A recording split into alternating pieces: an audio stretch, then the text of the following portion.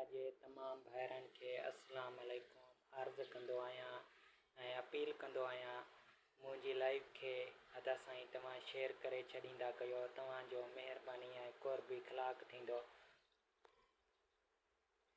हिन कलम सां मां लिखणु चाहियां थो, ग़रीब मिसकीन मज़लूम जो आवाज़ उथारणु थो चाहियां। ग़रीब जे लाइ ही कलम लिखंदी ऐं ग़रीब जो हक़ आवाज़ बुलंद कंदी।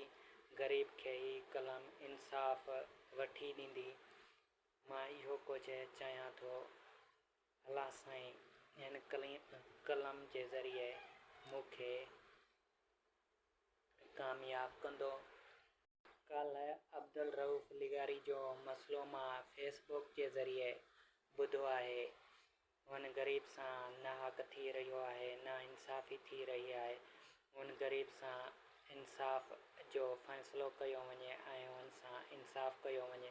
हुन जो जेको हक़ूक़ आहे ऐं हक़ आहे ऐं हक़ीक़त जेको चई रहियो आहे उनखे मिलणु खपे।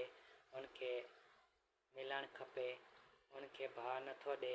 हुन जे भाउ जो इहो फ़ैसिलो कयो, पोइ अब्दुल रऊफ़ लिगारी खे पंहिंजो हक़ मिली वेंदो।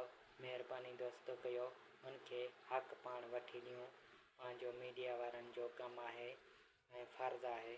ग़रीब खे हक़ वठी ॾियणु पंहिंजो फ़र्ज़ु हूंदो आहे। अल्लाह साईं सभिनी जी दुआ क़बूल कंदो ऐं सभिनी खे कामयाब कंदो।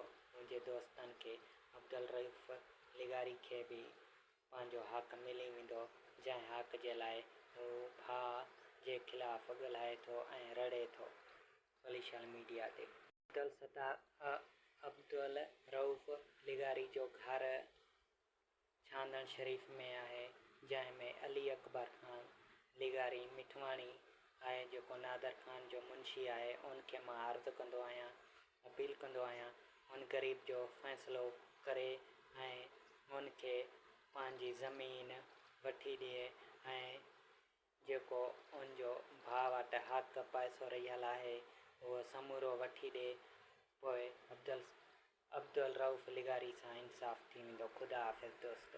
ख़ुदा हाफ़िज़ दोस्त। महिरबानी कजो हिन लाइव खे शेयर करे छॾियो, अॻिते दोस्तनि ताईं पहुचाए छॾियो, जीअं पूरी दुनिया में ही वीडियो पहुची वञे ऐं अब्दुल रऊफ़ लिगारी सां इंसाफ़ थी सघे।